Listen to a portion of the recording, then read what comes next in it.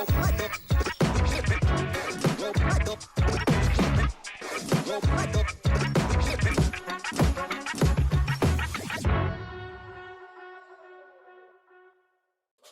going on, everybody? Welcome to the Friday edition of the Sharp Football Show.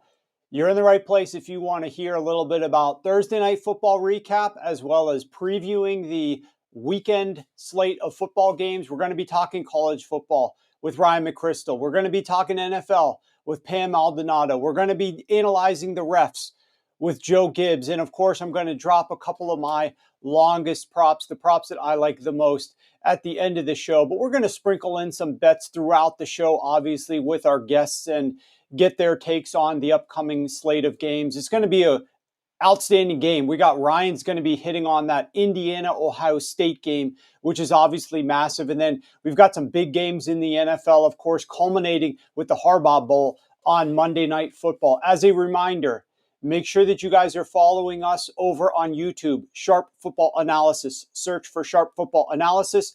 Go to YouTube. You can provide some thoughts in the comments, and we will take those thoughts. We will comment on those thoughts. We will answer your questions. So we love to have an interactive show. Make sure that you go over to the chat on Sharp Football Analysis YouTube channel, and you can participate along with us. You are absolutely right. We are going to be talking a lot about the fourth quarter of the game. We're going to be digging into Mike Tomlin and his issues. Is there a worse in-game coach to ever be in the NFL? So all of you guys, welcome. Come one, come all, as it relates to just destroying Mike Tomlin and the way that he cost the Steelers games at times. He is one of the most frustrating coaches in the NFL because he can be so fundamentally sound and get his team to play well and just like one of the most smartest forward-thinking teams in the NFL, the Baltimore Ravens. He just completely knows how to take those guys apart. And yet he mismanages the most basic and simple of situations. So we're going to be talking about that momentarily as well. But again, make sure that you guys over on YouTube, give us a thumbs up, subscribe to our channel, helps us grow, helps us build. And with that said, Matt, let's go ahead and get started. Let's bring up the first topic.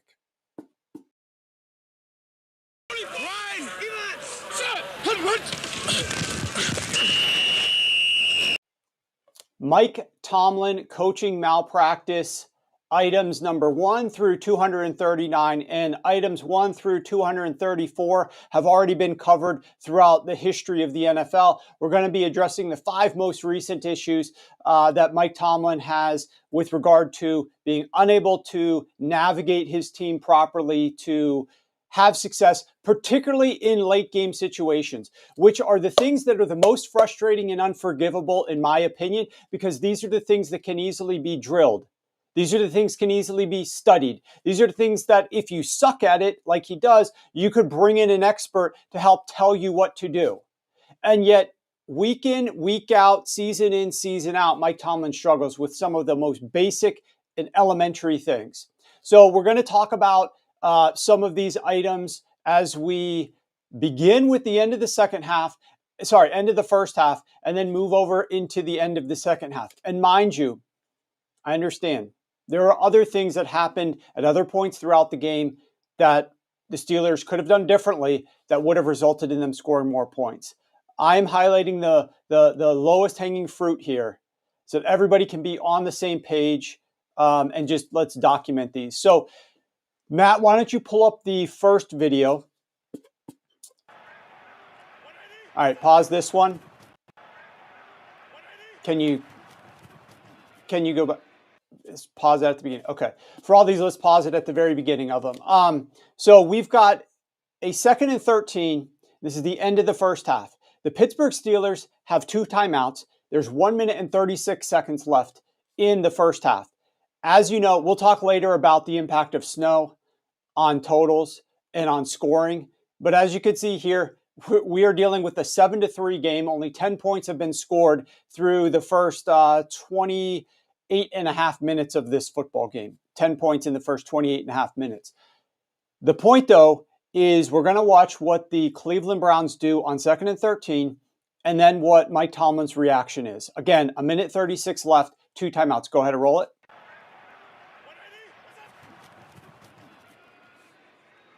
Winston dancing, throwing, taken at the 17-yard line. 128, 7, 6.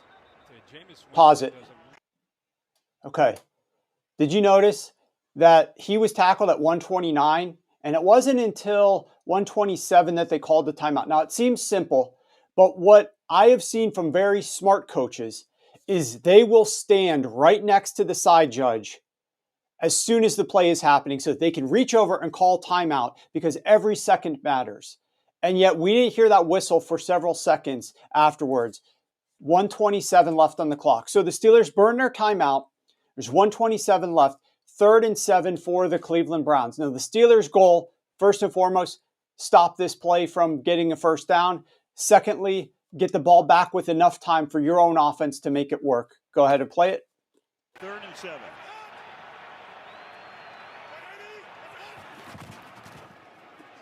On the ground, nothing. Stuffed. So all right. I was waiting for the timeout. We all were waiting for the timeout. So Kevin Stefanski is smart and keeps his offense out on the field, making it look like he might want to go for it, as in he wants to use the extra yardage or the extra time on the clock, and so Mike Tomlin might think we shouldn't call a timeout. Look how much time is elapsing.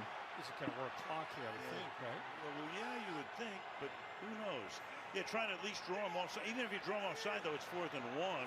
You still don't get the first down. It's all about the clock. Correct.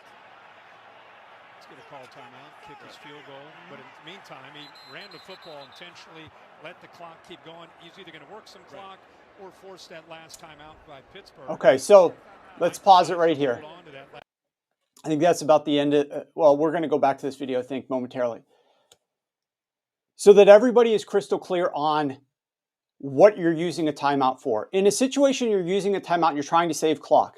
When you are on defense and the other team is in a spot like that, if you don't call a timeout, you lose 40 seconds. Guaranteed 40 seconds, because that other team is not going to snap that ball before there's 1 second almost to 0 on that play clock.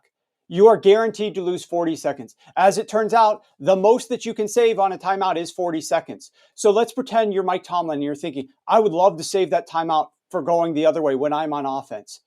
Could you logically think of any singular situation where the Steelers get the ball back and would burn almost 40 seconds on the clock before they could snap it again?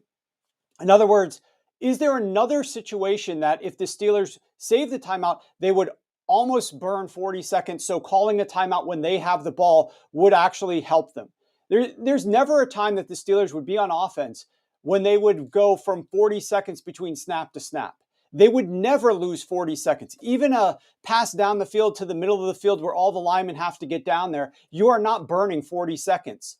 So if you are trying to conserve as much time as possible for when you have the football, the only way that you could lose 40 seconds here is if you do what Mike Tomlin did and let the other team run that clock all the way down to 0. Guaranteed to lose 40 seconds. So that's exactly what he did. Go ahead and play it, Matt. Hold on to that last timeout. So we could have had like 1:20 or so and no timeouts, or 42 and 1 timeout. I think I skip here in the video and we cut ahead to when the Steelers have the ball back. Yeah, we do. So 1st and 10, they've got it with 40 seconds. A massive gain to around midfield. But here's the key. They still are not calling a timeout right now, and they're scrambling. And pay attention to the wide receiver who runs from one side of the formation to the other. Right there. Cannot happen. Cannot happen on a 2-minute drill. You cannot have wide receivers move from one side of the formation to the other. You have to call plays that will keep the receivers on the same side so that you can operate quicker. That costs them another couple of seconds. Here we go. What are they doing? They're calling desperate plays because they don't have enough time. They're calling desperate plays here at the end of this first half because they ran out of time. And now, of course, we know what happens on this play. Russell Wilson is going to get sacked. So you can bring it back to me, Matt. That one's done. Just unforgivable that the Pittsburgh Steelers did not get any points out of that drive. And it's only because Mike Tomlin didn't call a timeout after the Cleveland Browns gave you the opportunity to call a timeout, and we're going to settle for the field goal by running the ball on 3rd and 7. They run the ball. You don't call a timeout. You run out of time marching the ball down the field, get desperate. You can't score any points. Big deal. Let's go to the second video, Matt, which is at the end of the first half. Okay, pause it right here so I can set the table for this one. You've got 3 minutes and 34 seconds left. You are leading by 1 point. You are at your own 30-yard line, and you have 3rd and 4. On first down, you ran the ball. On second down, you ran the ball. The clock was ticking. Now you're at 3rd and 4 with 3 minutes and 34 seconds left. And the Steelers take out their best deep ball passer in Russell Wilson and stick in Justin Fields, who hasn't been throwing the ball at all down the field in this game. So he's literally cold on the bench, figuratively as well. And he is coming in to try to throw a deep bomb to George Pickens down the sideline on a 3rd and 4, where all you need is 4 yards and you're going to move the sticks, keep that clock ticking, and potentially run out the clock on this thing, win the game here. So go ahead and play it, Matt. Go empty here for the moment. Now Harris next to him. Fields is going to throw long, and it's incomplete, intended for Pickens. And Pickens going wild. So this was ridiculous. Go ahead and cut this one out, Matt, and let's go to the third video. The third video, we advance a few more seconds, and we're to the other side of the 2-minute drill, 2-minute drive. We've got 3rd and 2 for the Cleveland Browns, and there's 2 minutes left. Let's go ahead and run this one, Matt. That picture says it all. That picture says it all. The snap alone, right? 3rd down and 2. 0 for 9 on 3rd down. So this is the one where I thought watching this live, this should have been intentional grounding. But as it turned out, they got lucky. The Browns got lucky because the offensive line was there. It resulted in, and I'm fast forwarding this so we can figure out what's going to happen with this penalty call. But the Steelers end up getting the ball. The Browns end up getting a 3rd and 7, I believe, because the Steelers end up accepting the penalty, move it back 5 yards, and it's now going to be 3rd and 7 as opposed to 4th and 2, which I thought it would be really interesting to see what the Browns would do on 4th and 2. Pause it right here, Matt. So if you force them to make a decision on 4th and 2, think about this. There's 1 minute and 55 seconds left on the clock. If they kick that field goal, one of two things happen. If they attempt the field goal, I want to say it was like a 43, 45-yard field goal in these conditions, right? If they make that field goal, you got 2 minutes and 2 timeouts to go get a field goal to win the game. Think about that. You have 2 minutes and 2 timeouts to go and get a field goal to win the game. If that's if they try the field goal. So you've got to make field goal. If they miss the field goal, then you got the ball back and you're in a great situation and you're still leading. If they go for it on 4th down, obviously worst case scenario, they convert. And then you're still in the same situation that you would be if they converted on this 3rd and 7 that you pushed them into. So it really made no sense to me why you are not just forcing the Browns to make that decision to kick this field goal or try to go for it. At any rate, watch what happens when Matt plays this video again. The Steelers have only 2 timeouts, and this clock is going to be so valuable at the end of this game. And watch what the Steelers do here. Go ahead and press play, Matt. Well, they declined it, and then after talking to him, they push him back to the 30. So there's your 5-yard penalty. It's still 3rd down, and 3rd down and 7. That makes sense. Ready for play. Not ready for play. Timeout, Pittsburgh.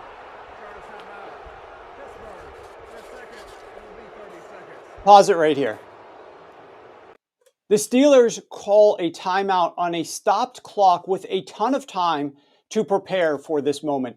The Pittsburgh Steelers know that the Browns are going to be in 3rd and 7. because the Pittsburgh Steelers are the ones who put them in 3rd and 7 by accepting the penalty. So they should have a defense out there that's prepared for 3rd and 7. What are they doing? Wasting another timeout on a stopped clock.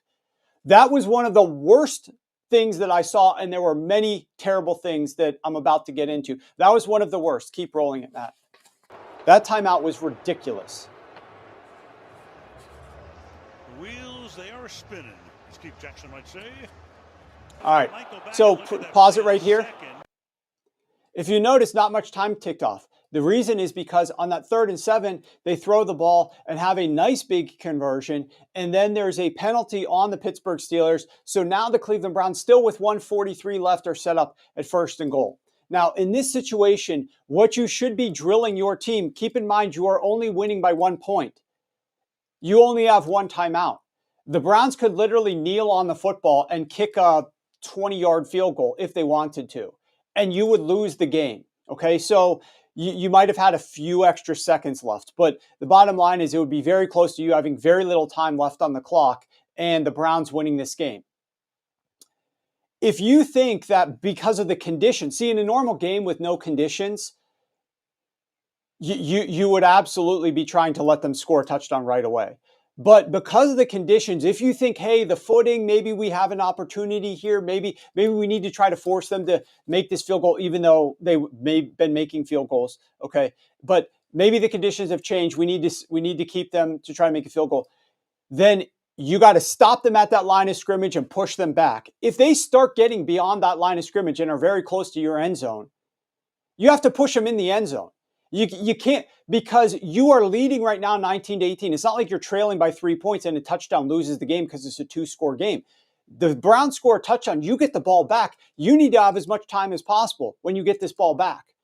2 unforgivable things are about to happen here. The first one is that the Browns get down to the 2-yard line and they're trying to score a touchdown, which I think is crazy. The Browns should have been trying to slow play this, but at any rate, they try to score a touchdown and the Steelers hold them up. The Steelers don't let them score. They stop them at the 1-yard line. And the second thing is that there is no timeout called.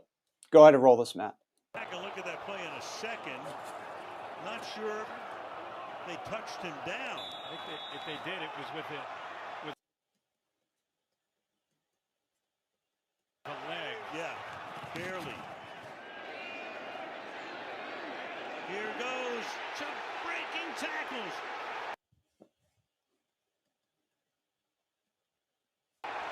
To the 1-yard line he goes. Now, of course, Cleveland does not want to be in any hurry at all. Pittsburgh, because they used that timeout, but they had a late defensive substitution, and just a few plays ago, they're down to just one timeout. The clock is ticking, and we are not calling a timeout at all. It's absolutely insane to me. Once again, he learned nothing from the first half. He is letting the other team waste 40 seconds on this play clock, and they're about to score a touchdown. Now, they just wasted 40 seconds that the Pittsburgh Steelers don't have. So naturally, they score. I think I clipped this. We jump all the way down to when the Steelers have the ball. Pause it right here, Matt. So now the Steelers have the ball with 40 seconds left. All right, so the Steelers have the ball with 45 seconds left. They're trying to march the ball down the field. What I want you to do while we're watching these couple of plays is how quickly the Steelers are able to move the football down the field, how the Browns are not stopping them, and how the only thing that stops the Steelers is the fact that there's not enough time left on this clock. Go ahead and play it, Matt. 38-yard line. Freiermuth works his way for what should be a first down or close to it. Russell Wilson, again, been in these situations a million times. Moving a receiver from the right side to the left, if you notice that. You cannot be doing that with a 2-minute drill. I think here he stops the clock with an incompletion. Then I clip it. Then they get this first down on a 3rd and 1. Now we're down to the Browns' 45-yard line. There's still 16 seconds left. I clip it again here, I think. And I want to show you the final snap here before the Hail Mary. Okay, pause it right here, Matt. The Steelers got all the way down to the Browns, I want to say 35-yard line, something along those lines, and 38, maybe 40, something close to that. It shouldn't be 1st and 10. What are they doing with that? Was it 1st and 10? I don't know. In either case, the only thing that was stopping the Pittsburgh Steelers was the fact that they didn't have enough time left on the clock. And they just gave the Cleveland Browns, they just chose voluntarily to burn 40 seconds at the goal line when the Cleveland Browns were about to score another touchdown. So I just went through 6 completely unforgivable errors that Mike Tomlin had. 6 unforgivable errors. The end of the first half where you aren't using your timeout after 3rd and 7. The 3rd down bomb from Justin Fields. The 4th and 2 where you decline that penalty. You can argue that maybe that was fine. Maybe you wanted them in 3rd and 7 as opposed to 4th and 2, but you have more time to do what you need to do if they fail or succeed on that 4th and 2. So that's a gray area one. The timeout at 3rd and 7 when the clock is already stopped after that 2-minute warning, that's at least number 3.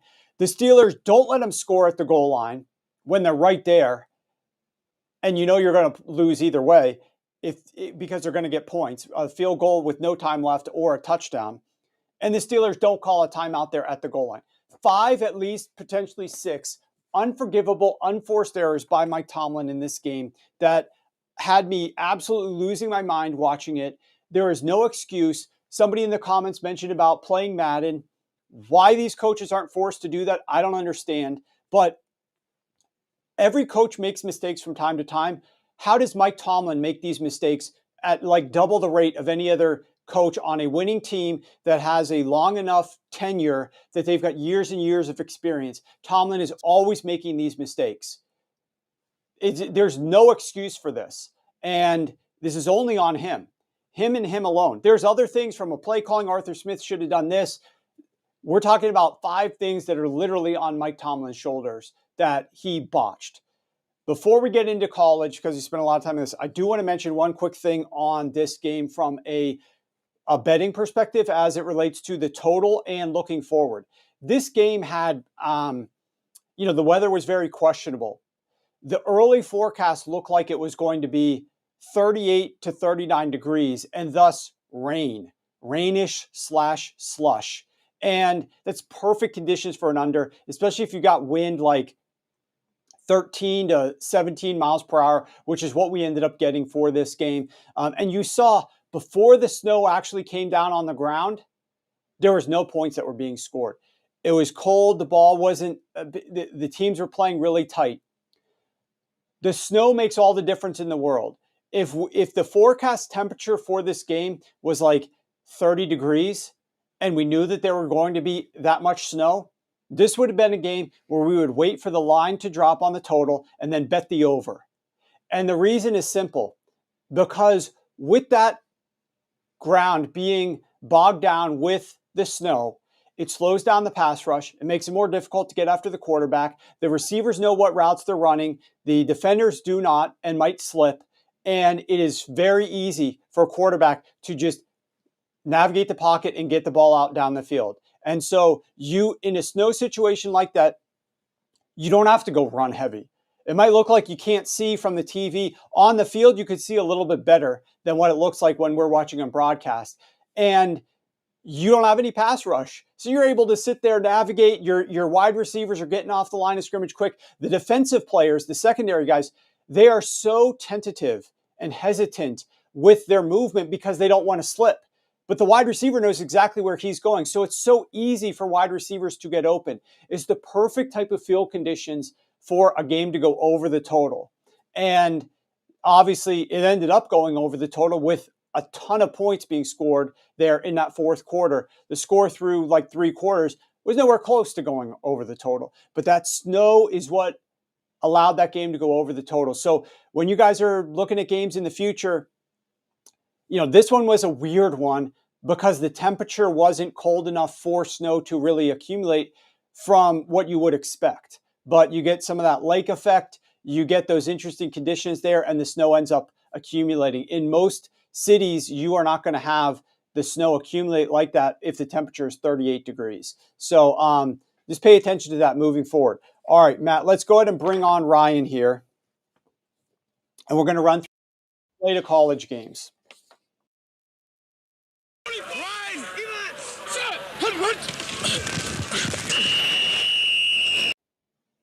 All right, Ryan, you are 18-12. That is 60% on the show. We're going to go through 3 games that you like here. The first one is Colorado, ranked 16th, facing the Kansas Jayhawks at Arrowhead Stadium in Kansas City. Colorado's on a 4-game winning streak. They recently blew out Utah 49-24. Kansas has won 3 of the last 4 games. They went to BYU and upset the Cougs last week 17-13. The Colorado Buffaloes are favored by 2.5 points. The total is at 59.5. Kansas has been a great dog, but you're not looking to back either team here. You are fading both of these defenses. You're looking to take the over. Welcome to the show. Tell us why we should be betting the over 59.5 with you. Yeah, I think this game has real shootout potential between 2 good offenses, 2 really good quarterbacks. As for Colorado, the key to stopping them, or at least slowing them down, is to just get a ton of pressure on Shedeur Sanders, because Colorado's offensive line is terrible. They rank 101st in opponent-adjusted pressure rate. And Sanders, although he's improved versus pressure this year, he still takes sacks at way too high of a rate. So if you're getting consistent pressure on him, you can stall some of their drives by getting some sacks, because he's still going down far too often. However, the Kansas defense only ranks 75th in opponent-adjusted pressure rate, so they do not get after the quarterback all that well. So in this game, relative to some of the other recent Colorado games, I think Sanders is going to have even more time in the pocket. And when he does have time in the pocket, he attacks downfield. If you look at their overall stats, Colorado's kind of a dink and dunk offense, but that's mostly because they don't trust the offensive line. If Sanders does have time, he wants to take shots downfield. And I think that's going to bode well for the over here, because Kansas ranks 95th in completion rate allowed at 15 or more yards downfield. So they're not getting pressure. The secondary is giving up big plays. And that's what Colorado really wants to do on offense when the defense allows it to happen. Sanders ranks 21st in completion rate on the deep ball. So this bodes really well for Colorado putting up big points in this game. Now, as for Kansas's offense, they obviously got off to a very slow start this year. They've been kind of out of sight, out of mind for most of the season, because they started so slow, falling to, I think it was 1-5 start or something like that. I think the main reason why they started so slow, though, was they had to make a change at offensive coordinator. They brought in Jeff Grimes, who took over for Andy Cole-Nicky, who went on to Penn State. And we've obviously seen him do great things for that Penn State offense, completely revived a dead offense for James Franklin there. Cole-Nicky had been Lance Leipold's offensive coordinator back at not only during his entire time at Kansas, his entire time at Buffalo, but dating all the way back to when they were at Wisconsin Whitewater in Division III. So this staff had worked together for a very long time, perfecting that offense that revived this Kansas program. And then you bring in Jeff Grimes, who had no experience with Leipold prior to this year.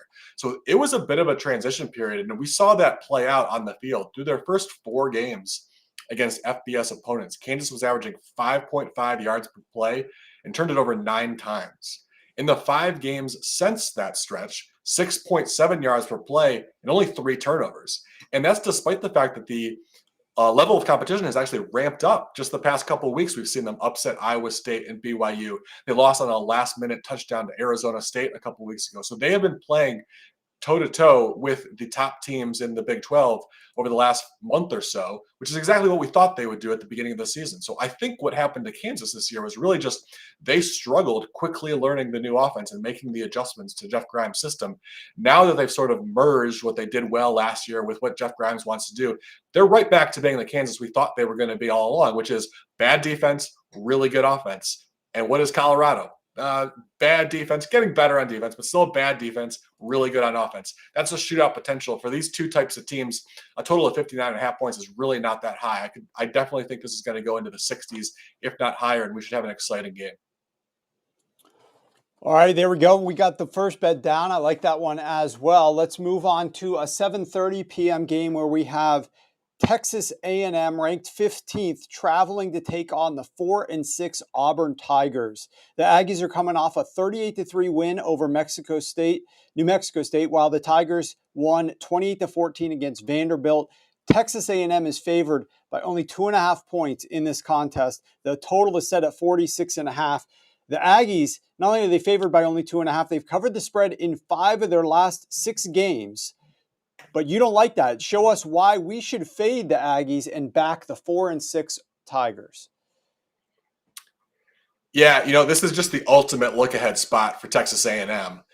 If they win this game, and if Texas wins against Kentucky, Texas and Texas A&M meet in College Station for what will be a play-in game to the SEC championship game. Texas A&M's biggest rival in their home stadium with a chance to move on to play for the SEC title. It doesn't get bigger than that for this program. It's been a very long time since they've had a game of that magnitude, especially on their home field. So that makes us the ultimate look-ahead spot. You're going against an Auburn team that's really struggled throughout this season. They've got to win their final 2 games just to get bowl eligible. And yet we've already seen Texas A&M slip up in a pretty similar situation. If you remember a few weeks ago when they blew out LSU and took sole possession of first place in the SEC, it looked like they were in position to cruise into the SEC title game. The very next week at South Carolina in a night game, they completely laid an egg and get ran out of the building. So very similar situation to what we saw then in this game, a night game at Jordan-Hare Stadium. This is a bad spot for Texas A&M and just the ultimate look-ahead spot. Everything seems to line up for A&M from that kind of perspective. When you look a little bit deeper at this particular matchup, though, I think Auburn also matches up really well with them. They are probably a lot better than their record says they are. I think there's been some really bad coaching decisions. They've got 3 guys calling plays. That's a mess. It's not a job for 3 people to do together. But anyways, digging into the numbers a little bit, I think we can see that despite some of the mess that has created, Auburn is still a pretty good team and should be able to match up well with this Texas A&M team, especially when Auburn is on offense. Really the key to Texas A&M's defense has been their pass rush. But Auburn ranks 12th in opponent-adjusted pressure rate allowed. One of the ways that they do that is the offense is really designed to run a lot of short, quick passing plays. And that's actually the best way to attack this A&M defense because on throws 5 or fewer yards downfield, A&M ranks up 101st in yards allowed per attempt. So if you attack them, if you get the ball out quickly on these short, quick plays and let your receivers make plays after the catch, you can beat Texas A&M. You can move the ball on them, all while also negating their pass rush. And that's what Auburn already likes to do. They're really good at that, and it matches up perfectly with what you want to do against A&M. Now, the other big factor for Auburn is the run game. It's the Jarquez Hunter show. They run a relatively balanced offense because, like I said, they do a lot of those short passes as well to keep the defense honest. But really, this offense is Jarquez Hunter. He's one of the most powerful running backs in the country. He doesn't get the volume of opportunities as someone like Ashton Genty, so he doesn't put up crazy stats. But he is a load to bring down, and I think it works really well against this A&M defense because Auburn as a team, they lead the nation in opponent-adjusted yards after contact, and it's all about Hunter. He's the focal point of this run defense. Now, A&M, they have a solid run defense, but they play a 3-3-5 defense, which means they're naturally having light boxes almost all of the time. And you just have smaller bodies on the field on defense. And asking those linebackers and defensive backs to consistently have to plug gaps to stop a guy like Jarquez Hunter, that's a tough task. Hunter is averaging 6.7 yards per attempt against 3-3-5 formation. So he has done very well against this type of defense. And we saw this A&M defense run into a very similar big, powerful runner in that South Carolina game that I already referenced. Rocket Sanders in that game. He's even bigger than Hunter, a load to bring down. Not quite as elusive, but a big, powerful between the tackles type of runner. He had 20 carries for 144 yards. He gashed that A&M defense. And Hunter is that same type of player who can do the same thing to A&M. So I think this is just a case of not only do we have an obvious look-ahead spot, which there is a long history of teams falling flat in these games in college football, but the two teams match up on the field pretty well. I think even if it weren't a look-ahead spot, I would lean towards Auburn in this situation. So the fact that they're getting 2.5 points at home, I really like that. I think they cover that spread and have a good chance to win outright. All right, now the big game, Ryan, the game that a lot of the people have been backing Indiana week in and week out, or trying to fade Indiana rather, week in and week out. Haven't had a lot of success with that, but now Indiana is the underdog at Ohio State. This line, when you submitted your analysis and wrote the article that is up on sharpfootballanalysis.com, which, by the way, guys, Ryan is hitting 60%, and he writes these articles and publishes them all on Thursday morning up at Sharp Football Analysis. So if you want to check out his written content, the way that he writes these articles, see the research in black and white, go over to sharpfootballanalysis.com and you can read them there. The Indiana Hoosiers are 10-0. The Ohio State Buckeyes are 9-1. And Ohio State is laying around 10.5 to 11 points right now. It was higher. Money has been coming in on Indiana a little bit to drop that line down from 13.5 to 11. Show us why we should expect that Indiana is going to keep this game relatively close and potentially cover the spread tomorrow, Ryan. Yeah, so as you said, I locked this in at 13.5 for Indiana yesterday, and I feel really good about that play. Now that it's down to 10.5, 11, I definitely still lean Indiana. I think you could play it there. I think what I would do, though, is because it initially dropped down to 10.5 everywhere. Now there's some books where it's 11. It seems like it might swing back the other direction. So if you haven't played it already, what I would do is just wait, see if it goes up a little bit, see if you can get a couple more points. I would say still go ahead and play Indiana, even if it stays at that 11-point range. If it dropped to single digits, I think that's where I would say just don't go there. Stay away from that. An Ohio State 10-point win still feels realistic, even if Indiana keeps it a competitive game. Now, looking into why this spread is so large, despite the fact that Indiana's ranked in the top 5, they've blown out almost everybody they've played. I think it's just making a little too much of their close call with Michigan last week. It was a close game on the scoreboard, but it never really felt like Michigan had a serious chance to win that game. In fact, Michigan only led that game 3-0. Indiana came down and scored a touchdown on the very next drive. Michigan's offense never had the ball while they were playing with a lead in that game. Indiana still controlled the game. Now, the counter argument to that is that Michigan is easily the most talented defense Indiana has faced all year, and they mostly held Indiana in check. So you could argue that Indiana, when facing a good defense, that's who they are. That's the type of team we're going to see against Ohio State as well. That said, we just talked about look-ahead games with A&M. That was a look-ahead game for Indiana. They knew their season rested on their performance against Ohio State. They were favored by 10 points against Michigan. It was, even though it's Michigan, even though it's defending champs, they knew that they were better than Michigan and they should win that game easily. So it would still be very easy for them to sort of, look ahead a little bit, get caught coming out flat. It happens all the time in college football. So I'm not willing to write off everything Indiana did for 9 weeks up to that point just because they played a close game against Michigan. I think you have to take them seriously. On this show every week, I talk about opponent adjusted stats that try to account for strength of schedule. We can do that with Indiana, and we can see that they are frequently in the top 10 to 20 teams in the country in all of the major statistics. And that's not the case of other teams around the country that are off to really hot starts, surprisingly. Teams like BYU, SMU, Army, they have great records, but their opponent adjusted stats indicate it's probably a little bit of fool's gold. Indiana, I think, is supported by some of those advanced stats. So I think that we should trust Indiana to be a legitimate competition for Ohio State. Now, as for this matchup, a big part of it for me comes down to OSU's offensive line against Indiana's defensive line. Ohio State will be starting their 5th different offensive line combination in this game. Earlier this year against Oregon, they lost their left tackle, Josh Simmons. They initially tried his backup. It went very poorly. So they moved left guard Donovan Jackson to left tackle. Then they also moved backup center Carson Hinsman to left guard to replace Jackson. Then on Tuesday, they're starting center Seth McLaughlin, who they got in the transfer portal from Alabama. He tore his Achilles. Now Hinsman, who was at left guard, moves back to center. Jackson's going to stay at left guard, and they're going to move Austin Saraveld to left guard. This is an interesting move because in the first 2 weeks of the season, Donovan Jackson wasn't available, and Saraveld started for him at left guard. So he has experience. That's the plus side. But when they moved Jackson from left guard to left tackle, they didn't go back to Saraveld. They went to Carson Hinsman, who was available to play in those first 2 weeks of the season, and they didn't play him. I think that says a little bit about what they thought about Saraveld in those first 2 games. It was against lesser competition, but there must have been something there that they weren't feeling real confident about. So they're now turning to what is essentially became their 3rd string left guard.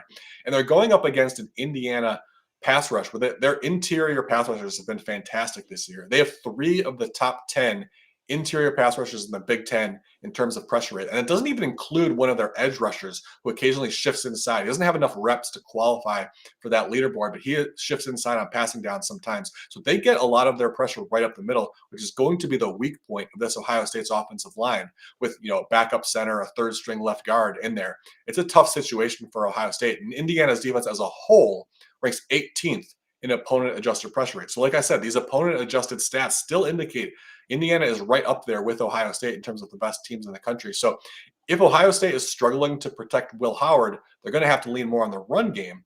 But again, the middle of your offensive line is the weakness. Indiana ranks 16th in opponent adjusted yards before contact allowed. So this is a legitimate Indiana defense. I still think Ohio State gets the win. They just have too much talent. They have too many weapons. If it comes down to a close game in the fourth quarter, I trust Ohio State a lot more. But the 13.5 points that was available yesterday, that's too much for this Indiana team. Even if it's over 10 points, like I said, I think Indiana can keep this into a single-digit game. I think it's a competitive game down to the fourth quarter, and then ultimately Ohio State makes enough plays down the stretch to win. All right, there we go, Ryan. Great analysis as always. Make sure that you guys are following Ryan over on X and on sharpfootballanalysis.com, where he posts all of his written content for the games. We're going to be backing the Indiana Hoosiers, catching the big number on Saturday at noon kickoff. Going to be a great game. Looking forward to it. Thanks so much, Ryan. All right, let's spin our wheels now towards the NFL and focus on some of our favorite bets in the NFL. And for that, we're going to welcome in Pam Maldonado. Now, Pam, last week, once again, you swept your props, and these weren't just, minus 110, minus 115 props. You were hitting plus money prop after plus money prop. You nailed the prop ladder all the way to the top rung. You split your ATS picks, and now you're back with a few totals aside and more props for us this week. So the first game that we're going to dive into here is the Minnesota Vikings at the Chicago Bears. The Bears have lost 4 straight games, but last week's game was an absolute heartbreaker. They brought on board a new play caller. They missed a field goal at the end, the darn kickers. You like a total in this one, and you also have a player prop. Welcome to the show, Pam. Why don't you show us why you think it's going to be a low-scoring affair and are backing the under and a rushing yards prop on Sunday? I'll be honest, there wasn't a bunch that I loved on the board this week, so I liked a lot of games, but this one I actually loved, so it is my best bet. Vikings at the Bears under 39.5. It's, to me, just like shouts a defensive slugfest.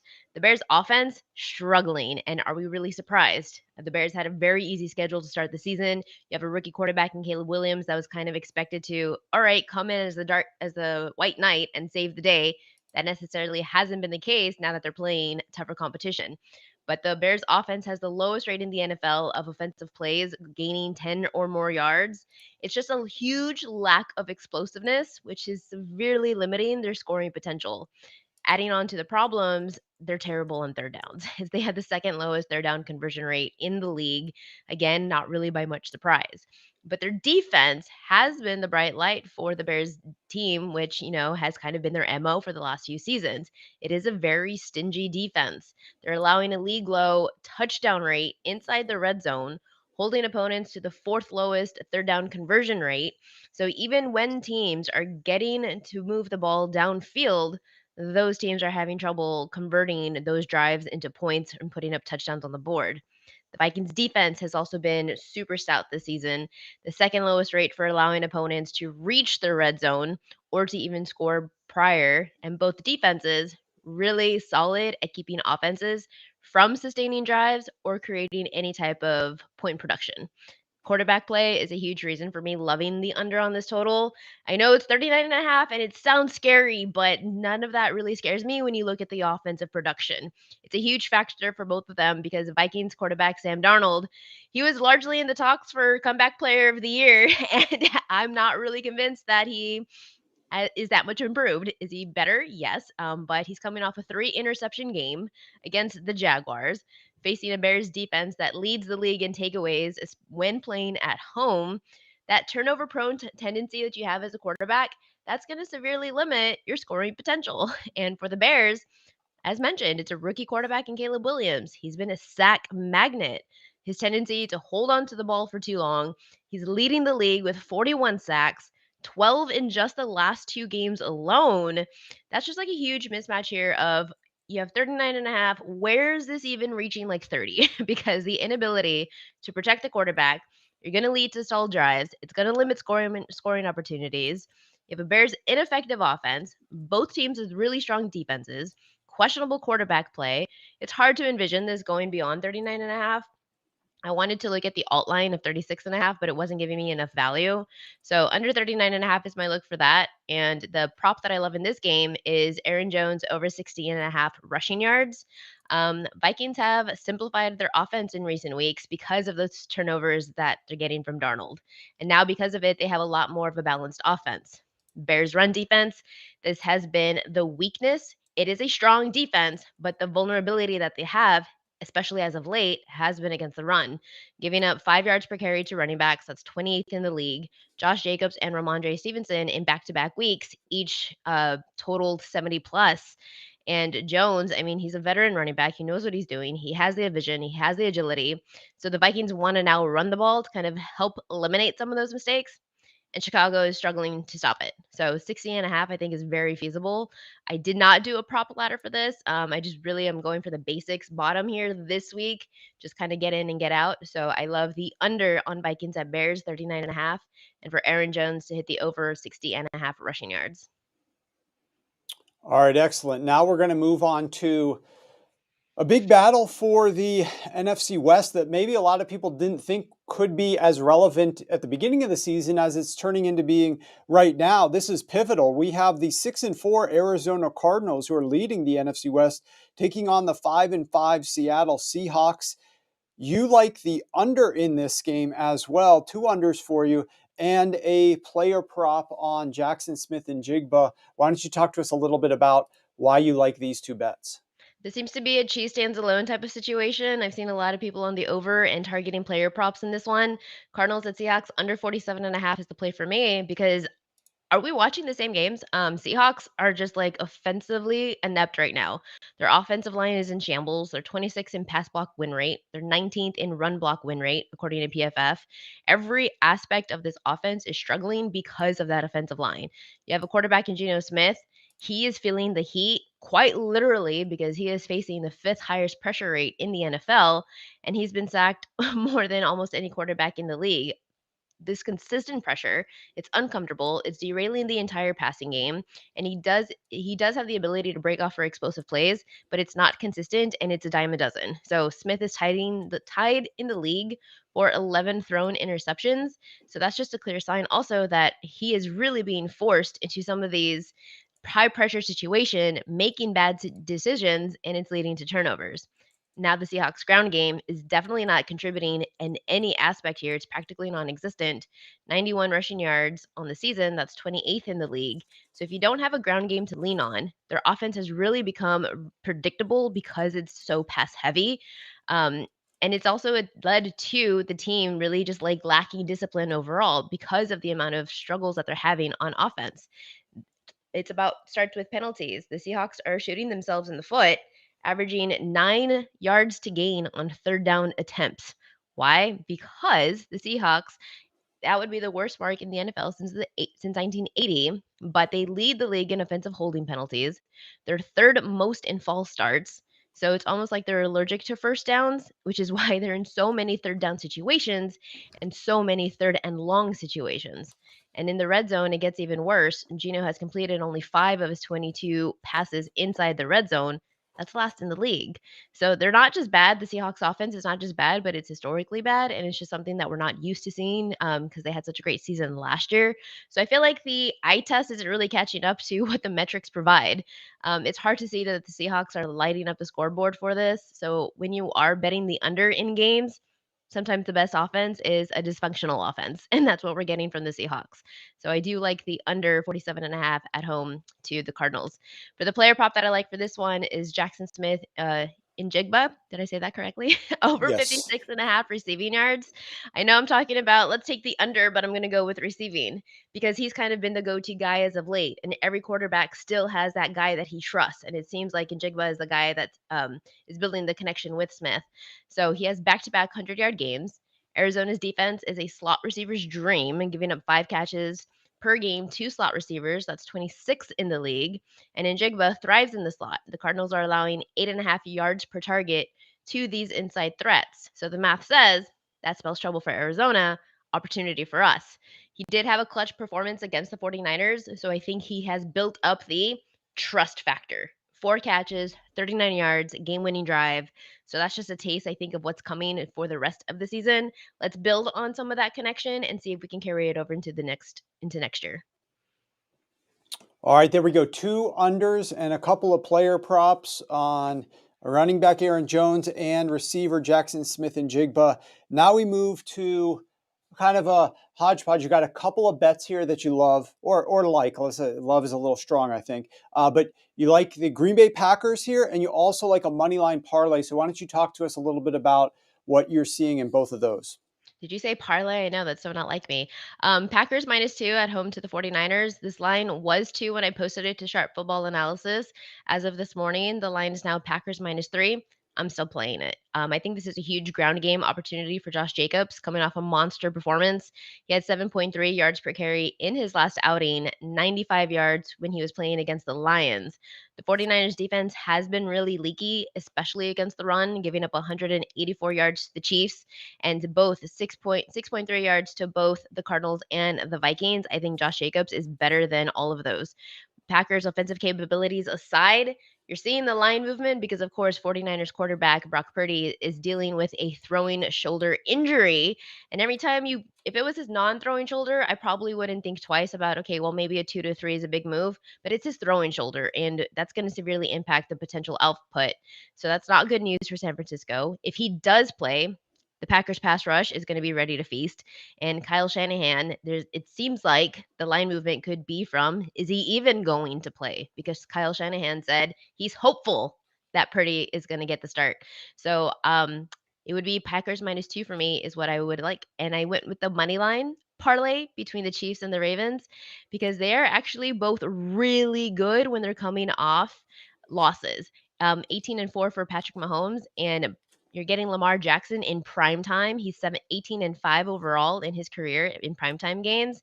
They're just literally the 2 best quarterbacks when it comes to bounce back spots after a loss, winning records afterward, and you're getting them in prime time. And the Chiefs are 11-point favorites to the 3-7 Panthers. So it's more so that money line parlay between the Chiefs and the Ravens -105. You're basically getting a reduced price on the Ravens to just win the game as 3-point road favorites to the Chargers. I think their defense against the run is so stout and it's going to stop the Chargers' abilities, who's been great, yes, but I just have a lot of confidence that Lamar Jackson and company can get the job done. The experience, bounce back spot, prime time. I love the parlay -105 for both money lines. Excellent. Well, great breakdown of all 3 of those, 4 of those games for you, Pam, this week. Best of luck on all your bets. As Pam mentioned, she does write-ups for all of these games over at sharpfootballanalysis.com. Make sure that you head over there. You can check out her written content on everything that she does NFL related over at sharpfootballanalysis.com. And of course, make sure that you are following Pam on X, where she drops college bets that she shares over at ESPN as well. So make sure you're following Pam. Best of luck this weekend, and looking forward to seeing you next Friday. Good luck, guys. All right. Now we'll move over to a little bit of Q&A in the chat before we bring in our ref analyst, Joe Gibbs, and talk a little bit about some of the biggest matchups this week. Joe is going to be focusing on, just so you know, the 49ers at Packers, which is obviously a huge pivotal game in the NFC, and then a huge pivotal game over in the AFC, I guess for one of these teams, they're AFC based, but the Detroit Lions at the Indianapolis Colts. That's going to be a great game. Joe's got some great ref insight for us there. Yeah, Casual Ren, that Indiana line did move down all the way from 13.5 to 10.5 down. It didn't open at 13.5. It got bet up and then it got bet back down. So now we're sitting right back around 10.5 at most spots. Just a reminder, as I'm going through these questions here and comments, you can get your own questions in. If you go follow us at Sharp Football Analysis, search for that on YouTube, you'll find our show. Started it this year, growing it slowly, but with all of your support, it's happening pretty nicely, and we really love the community that we've built over there. Make sure that you subscribe to the channel and give us a thumbs up as well. Just want to mention, because Tom was asking a question, I'm trying to get a little bit of confirmation from one of my guys here that the code does work, but we are running a special this week. This is a massive discount, the largest that we've done all year as we approach the stretch run heading into the postseason. We are dropping prices down to $40 a week if you sign up for a season-long package. So actually it's just under $40 per week. So if you want to sign up for a season-long package, it's just under $40 a week. I think a lot of you guys got in for a free week last week. Hopefully you had as good success as our clients did since you were on board. We had a positive and productive week there. I want to say 27 wins, 19 losses, finished up like 5 positions or so. We are up obviously pretty large on the year. We have released, between props and NFL picks, over 500, almost 600, literally almost 600 bets so far this year because we bet a lot of props. We are 340 wins and 242 losses so far. Okay, 340 wins, 240. That's pretty crazy, 58%, but being able to deliver that much efficiency.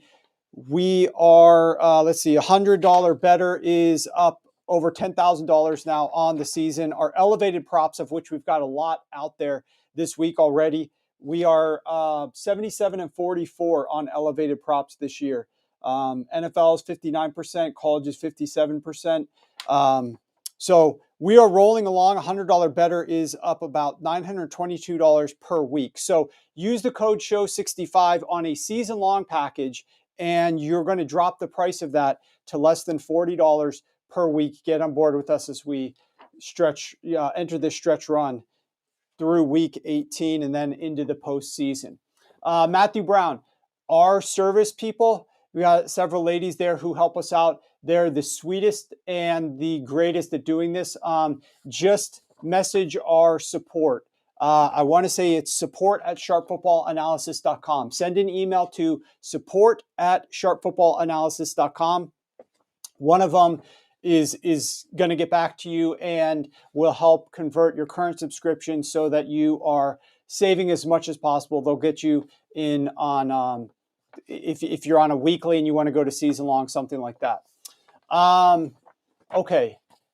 Crawford asks, welcome Crawford. I haven't seen you before, so welcome to the show. How should lines moving against us before I can get bets in, i.e. Herbert's rushing yards moved 2 yards last night?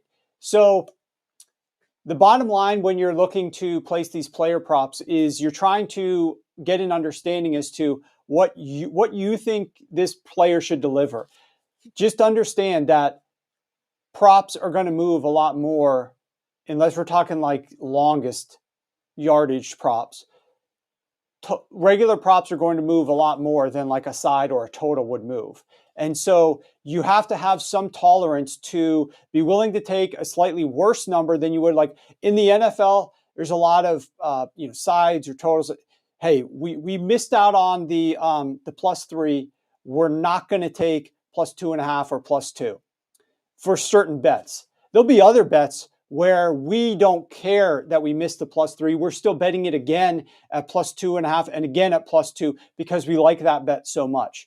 But there's more of a, we missed out on the first number, so we're not going to take it thought process to betting sides or totals.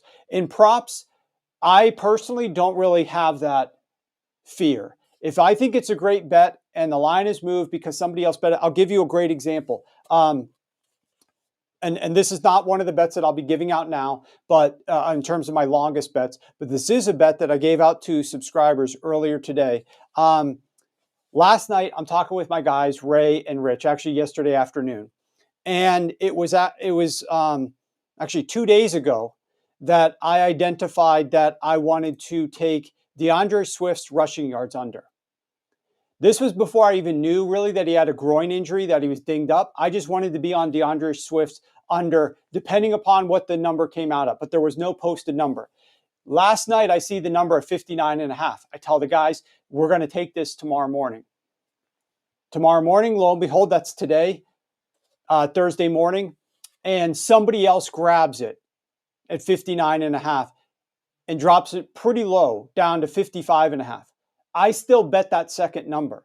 And I still bet that second number because if the original number was 55.5, I was going to bet the under 55.5. So I'm still going to bet the under 55.5, even though it was last night 59.5. So that's what I did. I bet the under 55.5 for DeAndre Swift's rushing yards. I'm pissed that I missed the 59.5. Somebody else smart grabbed the 59.5. kudos to them. It was in our queue. We have like a long laundry list of props that we talk about internally, and we're working on them several days now. Since like Tuesday, we've got lists going of props that we're looking to get on, and we have to wait for the markets. Like I'll tell you, for example, it's difficult this week on the longest props because there's several guys that I was looking at that the books just haven't lined yet. They're holding them off right now. They're usually up. They're not up right now. So at least one of the longest bets that I'm going to be sharing with you guys is not my favorite one. I've got a favorite one that will be going out later, but there's no line on it right now. So you have to wait and see from a market perspective as well. Herbert rushing yards, Exile said Herbert rushing yards last week moved 4 to 5 yards and was one of the easiest winners of the season. Yeah, trust me, we were talking internally. We were on that over, and we were looking. We were discussing back and forth. Should we ladder this? Should we? And we thought, nah. We thought against laddering it. But obviously, hindsight, when we saw Justin Herbert bust out the long one, we all were slacking that we should have laddered it. But hindsight's 20/20, of course. Let's see. Let's get a couple more questions, then we'll get to Joe. Okay, Jason, we'll get the trending EDSR mismatches momentarily. We got the weather report already there for you, Jason. And then we're scrolling back to some Mike Tomlin comments. So remember, go over to Sharp Football Analysis on YouTube, and you can chime in, and I'll get to a couple more questions here before the show ends. So if you've got some more comments, throw them up there. Now let's bring on Joe Gibbs. Joe Gibbs is our NFL ref expert. I'm convinced nobody on the public-facing market knows more about refs and talks about them as it relates to sports betting than does Joe. This is a great follow there on X as well. And we're going to dig into a couple of games that he's identified that we should focus a little bit on. And the first one is the Detroit Lions at the Indianapolis Colts, Joe. And we've got our... I want you to tell me about this. You think that Shawn Hochuli, who's our old, I would say nemesis a little bit, but you think he's going to do the Super Bowl. So before you talk about the game, tell me why you think we're going to see Shawn Hochuli calling the Super Bowl, and then talk to us a little bit about this game. Okay, I thought before the season started that it was Hochuli's Super Bowl to lose unless something goes awry, and so far it hasn't. He's just been on that trajectory throughout his career. He started in 2018, and if you look at the playoff assignments he's had over the course of that time, I think this year's the Super Bowl for him. Again, unless something goes terribly wrong at some point, which it could with him, but he's been pretty good this year. He's been pretty quiet. The reason I identified this game is because the Lions, they've said this, it's Super Bowl or bust. Okay, so this is kind of a dress rehearsal with what I think will be the Super Bowl referee and Shawn Hochuli for the Detroit Lions. And there's such a contrast in styles. His emphasis on the offensive penalties and how disciplined the Lions are with offensive penalties. Something's got to give in this game. They just haven't had many games with Hochuli. And so this, like I said, is a dress rehearsal. And even if he doesn't get the Super Bowl for whatever reason, he's going to get a couple of playoff games. So one of those could well be one of the championship games, which, again, if the Lions are going to get to the Super Bowl, they have to go through the championship game. So I'm very curious to watch this just to see how that contrast works with the Lions' discipline versus Hochuli's emphasis on the offensive side of the ball. So in this particular game, do you think that when he's doing the Lions and Colts game, this favors one team more so than the other, or the total? So the betting lines, so everybody's aware, the Lions are favored right now by 7.5 points. It was 8 earlier this week, but it's been 7.5 for most of the week. Some spots now have shifted to 7. South Point is down to 7. Heritage is down to 7. Buckeye is down to 7. Catalina, some other spots that are indicators are down to 7 as well. So we're continuing to see some Indianapolis Colts money come into the market. And the total was at 50.5 everywhere, 51 being a key number. Never got up to 51.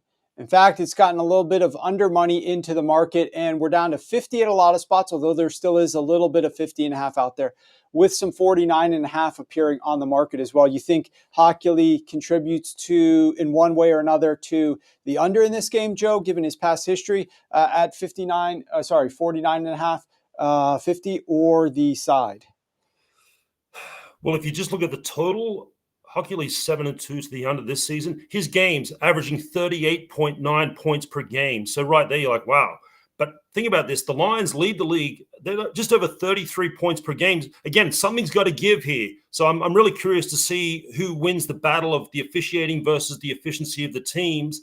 Both teams are very disciplined from an offensive perspective. Like Steichen runs a tight ship over there in Indianapolis, but they're still growing into what they want to become, whereas the Lions, they're at the peak of their power right now. I think the Lions, look, Hochuli calls 8.4 offensive penalties per game. That's the number one in the league in that category. The Lions commit just 2.4 penalties per game on the offensive side of the ball. The total, I mean, I would lean under just because that's Hochuli's game. He doesn't call a lot of defensive penalties, which, again, assists the defenses, which keeps things lower scoring. I don't have a strong opinion on the game one way or the other as far as the side or the total. I would lean Detroit just because, like I said, they're kind of playing at, the peak of their power right now. The Colts are still figuring things out. This game could be 30-20, which keeps it under the total of 50.5 or whatever it's at right now. I'm just curious to see how the Lions do with Hochuli because in the Dan Campbell era, they're 0-2 with him. Now, granted, that was back in 2022, so they've come a long way since then. They're a completely different team now. And like I said, I just want to see how they perform with him, and because it's going to be a dress rehearsal for down the road. All right, yeah, we'll see them in the playoffs, as they say.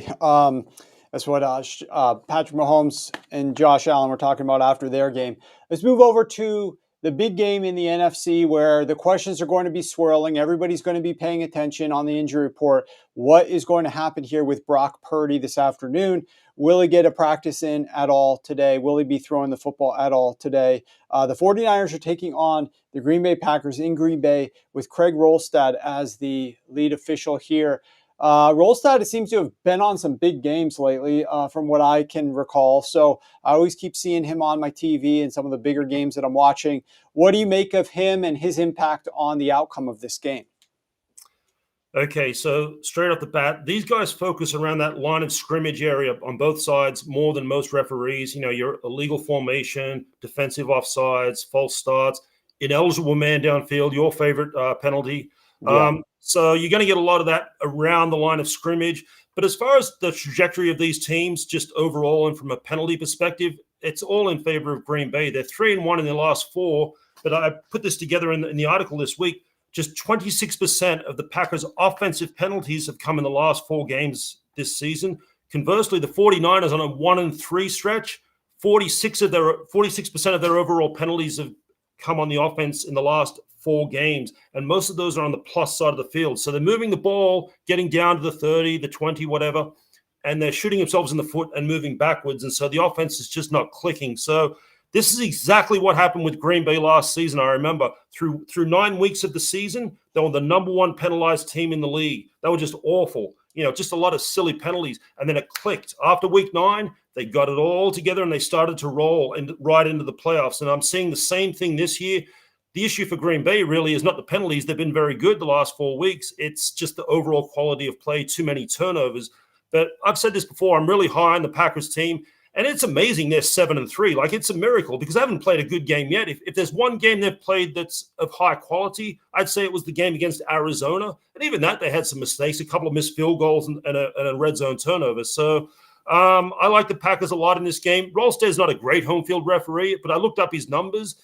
This is his 11th season as a head referee. He's only done 3 games at Lambeau Field in all that time. The Packers are 3-0 straight up and against the spread in both those games. So they haven't lost with him there, but it's a very small sample size.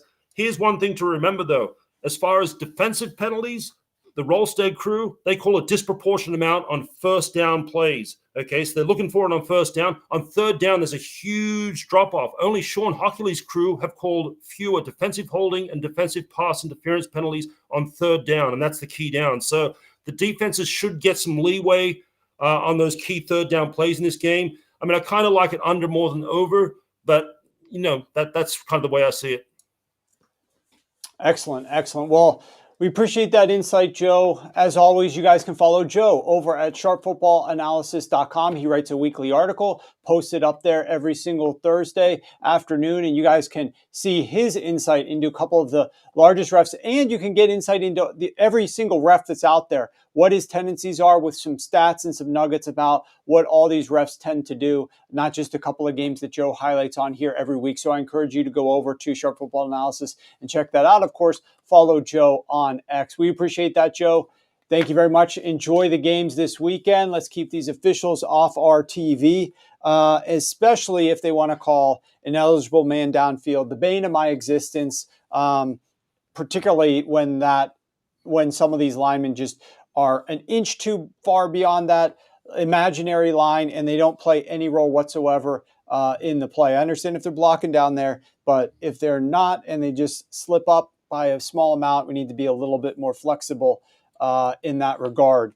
Earlier today, I don't know if you guys saw that Daniel Jones was released by the New York Giants, and him making an appearance for the Dallas Cowboys in a game against the New York Giants would be incredible. So I'm interested to see what happens with Daniel Jones the rest of the season, which team decides to pick him up. Yes, the Nico Collins touchdown callback, that was brutal. I had Nico Collins touchdown. We at the website put out Nico Collins touchdowns. Remember, we do the first and anytime touchdown article for all the primetime games. In fact, all the games throughout the week. On Sunday, regular games are there as well. But every week we do first and anytime touchdown articles. And we hit the first with Joe Mixon. The anytime was Nico Collins, and we did not get there because of that callback. Now, in that case, he was blocking down the field a little bit. It still was only about a yard beyond where he was supposed to be, but he did influence the edge defender to prevent him from getting a good angle on Nico on that screen pass. So I understand that one a little bit, though it is frustrating. And it would have been totally fine if he was doing the blocking about 6 inches closer to the line of scrimmage. They took Swift down. I'm sure they did, but I do have one thing to talk to you guys about. So with that said, let's get on to the longest prop of the week discussion. That was great stuff from our guests today, right? I mean, Brian was great. Pam was great. Joe was great. I thought the guests did an outstanding job this week.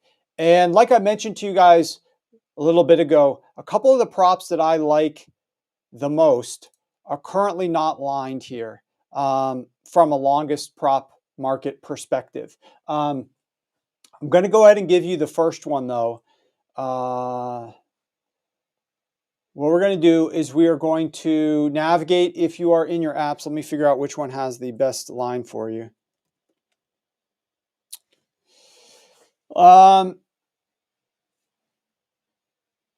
Bet365 and BetMGM have the same line for this. So if you're looking at your betting apps and opening them, it's also up at DK. Juice is only 5 cents different. So if you have BetMGM or Bet365, that would be your priority. You could save a nickel. If you don't, head over to DraftKings and you can get this one there. When you log into your apps, what you're going to be searching for is you're going to be searching for the New York Giants hosting the Tampa Bay Buccaneers. That's the game that we're going to go to.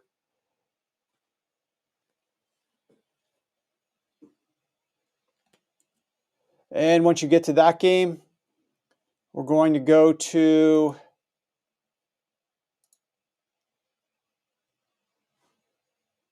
rushing yards, longest rush, Bucky Irving over 14.5, minus 125 at BetMGM, minus 125 at Bet365, minus 130 at DraftKings. Those are pretty much the places that have Bucky Irving over 14.5 longest rush. If you look at Bucky Irving and you look at his the last 5 games that he has played. The last 5 games that Bucky Irving has played have come against some brutal run defenses, and they've come against these teams in a terrible game state for players to gain rushing yards. The Tampa Bay Buccaneers lost all of those games. The Tampa Bay Buccaneers went up against the number 1 Chiefs, the number 2 Ravens, the number 9 49ers. So it's 3 top 10 run defenses and the number 20 Falcons. Now, the number 20 Falcons run defense, you say, well, that's not like the others. They should be able to run a little bit against the Falcons. They were losing by at least 7 points, if not upwards of 14 points the entire second half. The entire second half. So they were down big the entire second half. As we know, Bucky Irving does split carries with Rachaad White, and we've got Sean Tucker, who gets involved as well a little bit. There's been some commentary that they need to scheme up 1 or 2 touches for Sean Tucker earlier in the game so that he can get a little bit involved. But there was a press conference from Todd Bowles who said that Bucky Irving has earned more touches. The Bucs are off of a bye, and through the first, half of the season, he looked back and said Bucky Irving's earned more touches. Will he get those? We'll see. Whether or not Todd Bowles is sending us a story or he's telling us the truth. But he said Bucky's going to get a little bit more rushing opportunity. And, he is being efficient in these runs against some of these good run defenses. When he played the Falcons, he put up 44 rushing yards on just 9 attempts. So his yards per carry average is high. And then you look at the New York Giants. They are not like the other teams I mentioned. Those teams have decent run defenses. 3 of them were top 10. The New York Giants are 30th. The New York Giants just allowed 153 yards rushing in their last game to Chuba Hubbard. The New York Giants allowed Chris Rodriguez Jr. to gain 52 yards on just 11 rushes. Najee Harris went for 114, while Jaylen Warren went for 46 on 9 rushing attempts. And the week before that, Saquon obviously ripped them for 176 yards. So I think Bucky Irving is going to have more touches, and he's going to go over this number of 14 and a half longest rush for the Tampa Bay Buccaneers. They are favored. There should be plenty of opportunity for him to get the ball and get more touches on it, given the fact that they are favored. We mentioned that Mike Evans is coming back, but the coaches have been very careful with how they're phrasing what to expect out of Mike Evans. They mentioned the fact that they may not want him running long routes down the field because he's just working his way back. So, I'm not sure how they're planning on using Mike Evans necessarily. But I can assure you if they're up big in the second half, they're not going to be getting a lot of Mike Evans involvement there. It's probably going to be a lot of these running backs. So the more carries you get, the more likely it is for you to be able to break a long run. That's why in some of these cases where we're talking about longest rush, when you've got a guy like a Jahmyr Gibbs or a guy who's splitting time in a timeshare, he's going to have a lower number than you think that he might have because he's probably not going to get the same number of opportunities. Whereas you get a guy like in the heyday, like a couple of years ago, of Nick Chubb or Derrick Henry this year, these guys are getting, 20 plus carries each game. And so they're going to have a longest rush that's going to be set a little bit higher because you have so many opportunities to break it. So as a result, this is why a guy like Bucky Irving is not going to have maybe the line of 16 and a half or 17 and a half on a longest rush, even though he can hit those because he just doesn't have enough rushing attempts. If suddenly he had a higher workload, then his rushing yards prop should be several yards higher than what it currently is. Okay, this one I'm going to rely on you guys. Let's see. Todd Bowles did say that. Yes, Todd Bowles, Todd Bowles mentioned that in his press conference 2 days ago. Go back and look or just Google probably Todd Bowles, Bucky Irving, earned more work, earned more opportunity, something along those lines. And you'll be able to find it. DM Pens, same show schedule next week. Happy Thanksgiving. Happy Thanksgiving in advance. My favorite week out of the year is next week as it relates to football because it's food, family, and football on Thursday, Thanksgiving. And yes, we will be doing a show on Friday as regularly scheduled. Now, I believe that there's a Black Friday football game that we're sort of going to be able to give you a pregame for, which will be a lot of fun. I think the kickoff for that game might be at 3 p.m. not sure if you guys in the chat know what time that Black Friday game next week kicks off. I'm scrolling and scrolling and scrolling on my odd screen here. Let's see. Wait,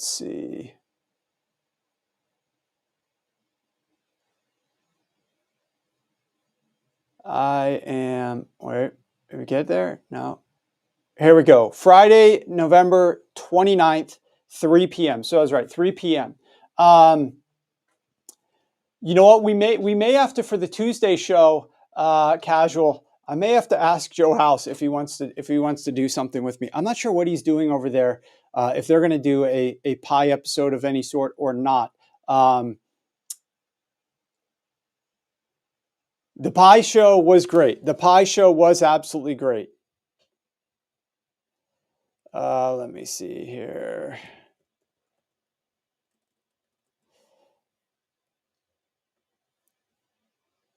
I got to reach out to him and see if he might be interested.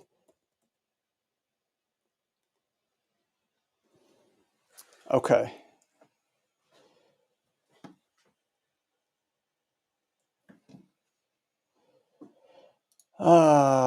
We are making a change of plans here thanks to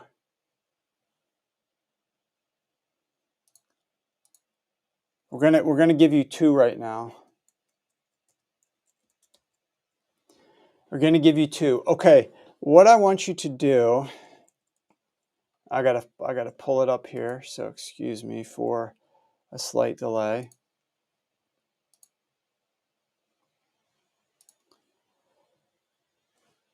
Man,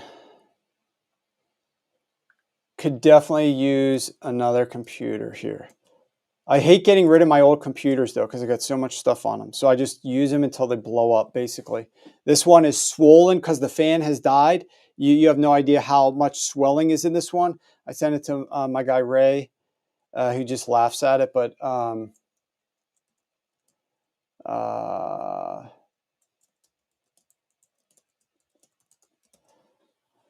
okay, we've got 2 on deck here. We're going to go the first one. So we're making a slight pivot. There's a couple more of these that I've got later for you. The first one, you guys said that DeAndre Swift does not have a rushing yards number. But I want you to go to DeAndre Swift and tell me if he has a longest rush. Still up, because I'm seeing it on my screen, unless my screen is not correct. Go over to DraftKings. DraftKings, Rivers, DeAndre Swift. So go to the Chicago Bears, Minnesota Vikings game. Go to DeAndre Swift longest rush. Look at the under 13.5. I'm showing it's minus. Yep, you guys got it? Okay. That's a play. DeAndre Swift longest rush under 13.5.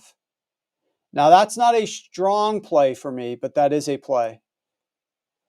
I'm already on his total rushing yards at 55.5, but if you didn't get that, I strongly encourage you to look at DeAndre Swift under 13.5 longest rush for minus 120. There we go. Bet 365, DK 365. You guys are all getting it. Casual's got it. Brett's got it. Glenn's got it. Go ahead and bet that one. Under 13.5 for DeAndre Swift. Now, DeAndre Swift, he's dealing with an injury. He's dealing with a groin injury, and we weren't exactly sure when he was going to be able to go.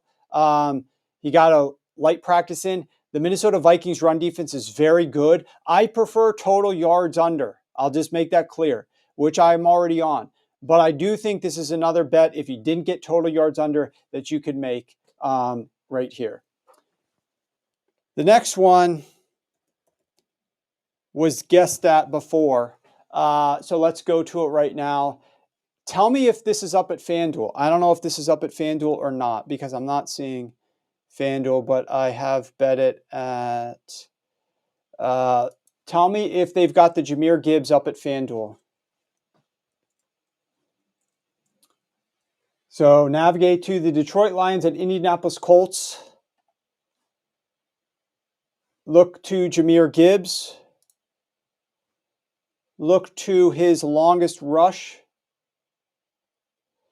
Look to the over. Now, I can tell you it is up at MGM. Overs minus 110. It is up at ESPN. Overs minus 110. It is up at Bet365. Overs minus 115. Okay, so Gibbs is not up at FanDuel, so don't go to FanDuel. MGM's got it. ESPN's got it. Bet365's got it for sure. Over 16.5 minus 110 is what you can take on Jahmyr Gibbs' longest rush over. Now, I would expect once these other books open, they usually don't move this number very much. So I would expect you're still going to get right around a 16.5 at FanDuel, at DK when it opens. So I wouldn't lose too much sleep if you have those books and for some reason you don't have these other books. Maybe you're limited more at other books like I am at some of the ones that I'm just mentioning here. So it doesn't help me quite as much, but I'm trying to help you guys a little bit. But Jahmyr Gibbs there. It looks like the Indianapolis Colts, I saw noted here that we have got Shane Steichen mentioned that we've got 3 offensive linemen starting again for the second straight week for the Indianapolis Colts. And it also looks like I've gotten a bunch of alerts here since I've gone on air. A couple they're starting. So DeForest Buckner is not practicing today. Defensive tackle Grover Stewart is not practicing today. Linebacker Zaire Franklin is not practicing today. I do not know the status of what we're going to be expecting from those guys, but we're talking several guys along the front there for the Indianapolis Colts. And I tend to think that we're going to get a sort of a slower game here from both of these teams. I know the Indianapolis Colts had been a much faster team earlier. They've come out. I think that if I'm going up against the Detroit Lions, I'm trying to be efficient, but I'm also trying to keep the ball a little bit. And so I'm wondering if Shane Steichen is going to try to come up with a game plan that's going to try to keep the ball, but potentially cause a few more plays that aren't quite as efficient in that aim. And that would allow less efficiency there, lower score there, and more opportunity for the Detroit Lions to basically call whatever they want on offense. And I think Jahmyr Gibbs being able to get over 16.5 longest rush is a pretty good look. Let me pull up his numbers here.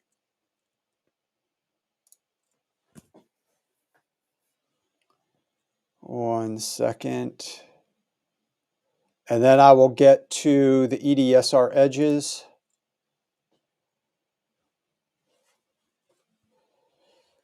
So Jahmyr Gibbs, I'll work in reverse chronological order. Last week, a 23-yard long. The week before that, a 20-yard long. The week before that, a 18-yard long. The week before that, a 70-yard long. The week before that, a 45-yard long.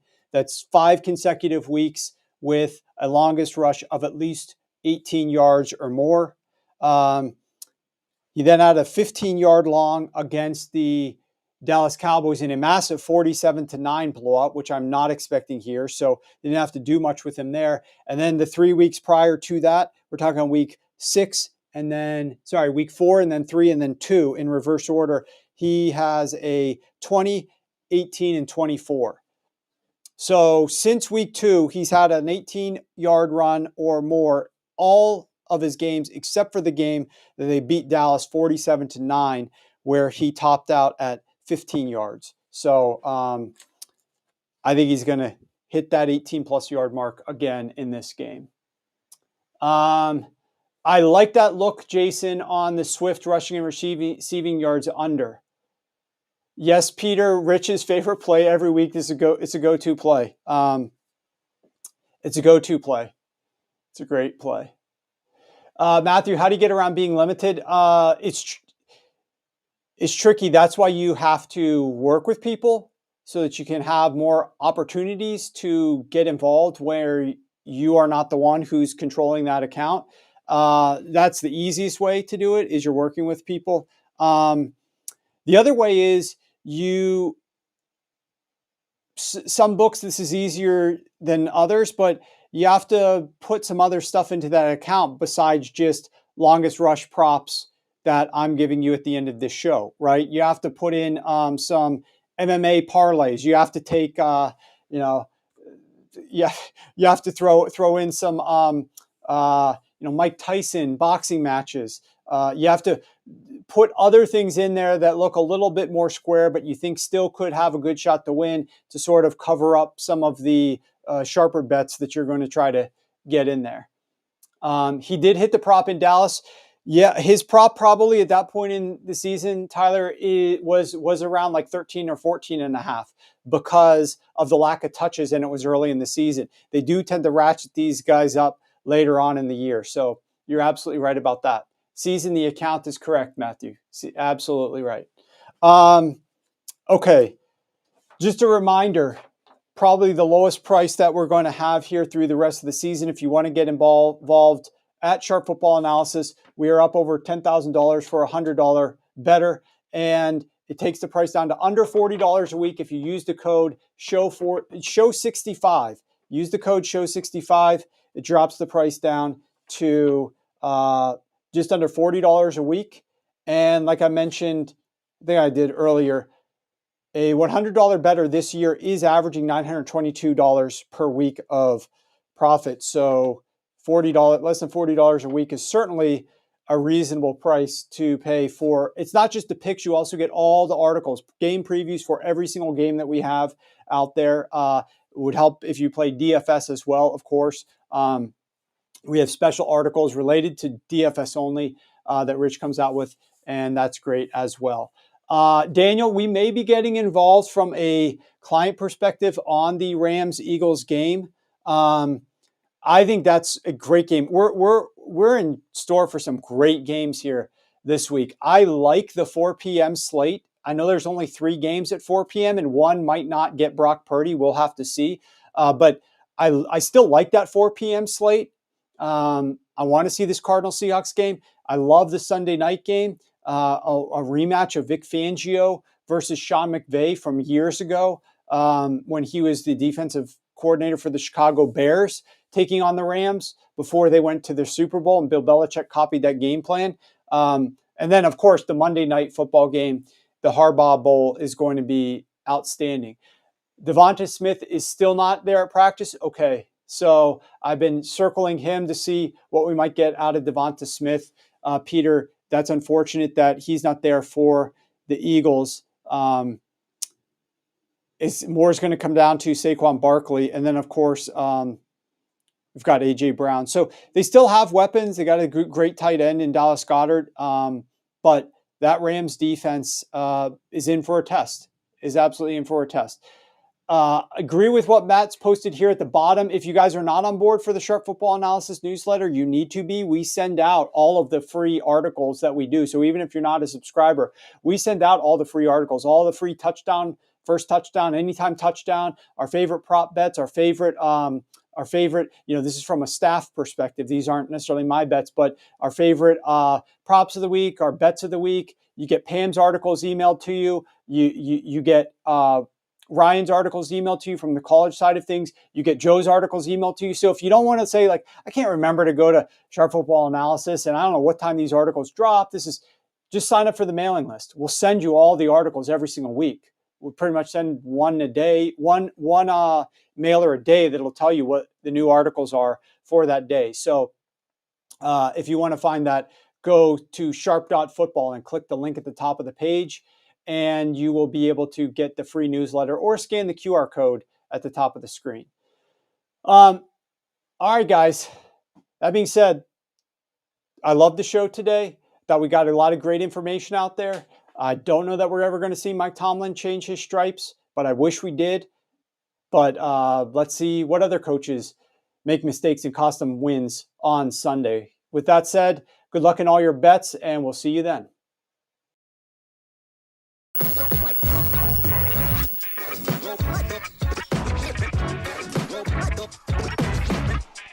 Right up.